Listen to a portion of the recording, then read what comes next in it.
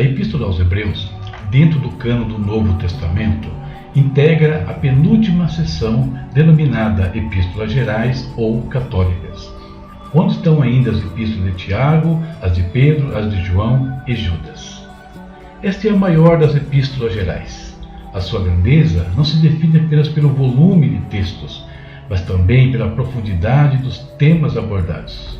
É muito comum encontrarmos comentários bíblicos de Hebreus juntamente com o livro de Levítico, dada a sincronia que existe entre ambos, visto que o primeiro fala do sacerdócio levítico e os seus sacrifícios, e a epístola fala do sacerdócio de Cristo com o seu auto-sacrifício.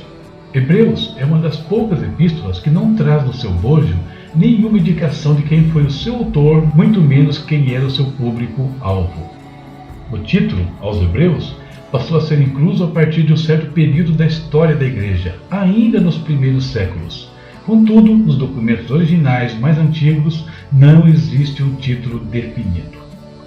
A questão da autoria desta epístola foi assunto de longas discussões entre os pais apostólicos, entre os reformadores, e permanece até os dias de hoje. As dúvidas em relação ao autor e destinatários tornam incerto também o local onde foi escrita. Se partirmos de Hebreus 13:24, onde o autor diz: "Os da Itália vos saúdam", podemos inferir que tenha sido escrito em Roma, provavelmente entre os anos 62 e 63 depois de Cristo. Essa é a Epístola aos Hebreus, que nós vamos ler nos próximos dias na voz do pastor Fábio Alves. Olá, tudo bem? Espero que sim. Vamos para a nossa leitura bíblica. Livro de Hebreus, capítulo 1. Jesus Cristo é o Filho de Deus. Por muito tempo, Deus falou várias vezes e de diversas maneiras a nossos antepassados por meio dos profetas. E agora, nestes últimos dias, Ele nos falou por meio do Filho, o qual Ele designou como herdeiro de todas as coisas e por meio de quem criou o universo.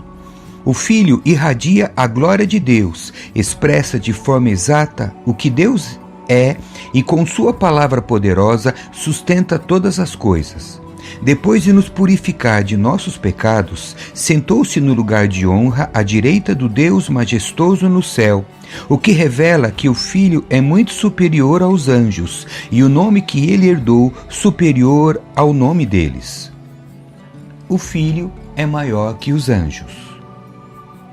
Pois Deus nunca disse a nenhum anjo: "Você é meu filho, hoje eu o gerei", ou ainda: "Eu serei seu pai e ele será meu filho".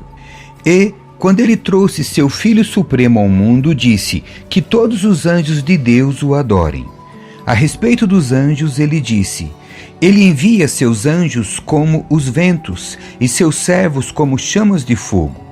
Mas ao Filho ele diz: "Teu trono, ó Deus, permanece para todos sempre. Tu governas com cetro de justiça. Amas a justiça e odeias o mal. Por isso Deus, o teu Deus, te ungiu. Derramou sobre ti o óleo da alegria mais que sobre qualquer outro". E diz também: "No princípio, Senhor, lançaste os fundamentos da terra e com tuas mãos formaste os céus. Eles deixarão de existir, mas tu permanecerás para sempre. Eles se desgastarão como roupa velha. Tu os desdobrarás como um manto e te desfarás dele como roupa velha. Tu, porém, és sempre o mesmo. Teus dias jamais terão fim". E ele nunca disse a nenhum de seus anjos: "Sente-se no lugar de honra à minha direita, até que eu humilhe seus inimigos e os ponha debaixo de seus pés". Portanto, os anjos são apenas servos, espíritos enviados para cuidar daqueles que herdarão a salvação. Capítulo 2. Advertência contra a negligência espiritual. Portanto, precisamos prestar muita atenção às verdades que temos ouvido para não nos desviarmos delas. Pois a mensagem que foi transmitida por meio de anjos permaneceu firme, e toda transgressão e desobediência recebeu o castigo merecido.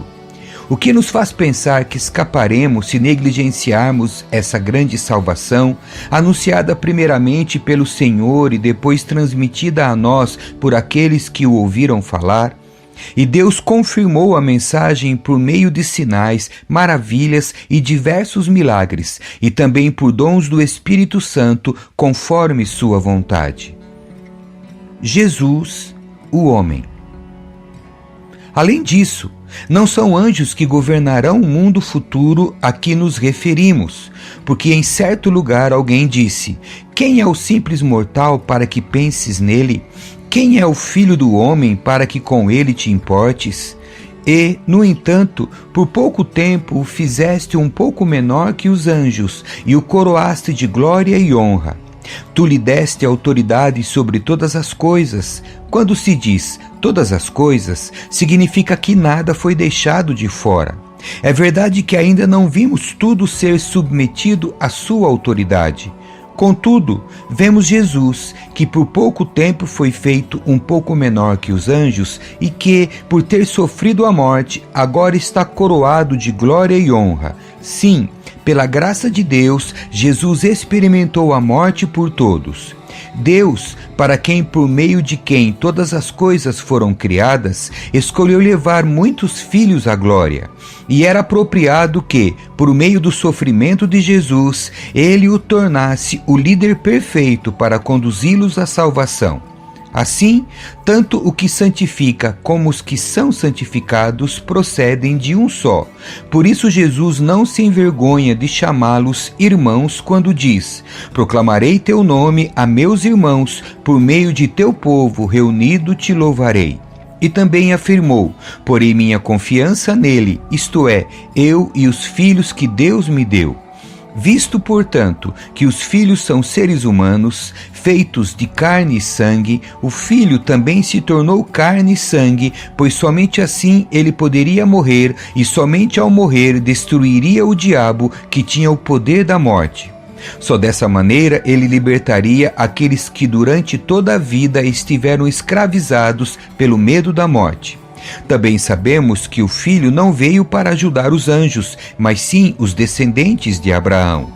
Portanto, era necessário que ele se tornasse semelhante a seus irmãos em todos os aspectos, de modo que pudesse ser nosso misericordioso e fiel sumo sacerdote diante de Deus e realizar o sacrifício que remove os pecados do povo.